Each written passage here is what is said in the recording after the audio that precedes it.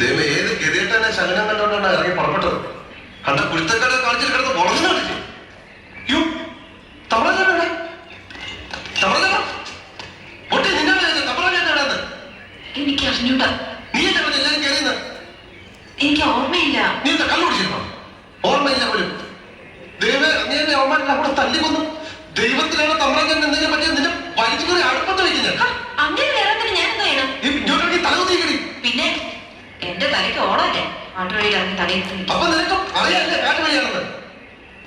ഇവിടെ എന്തിനാണ്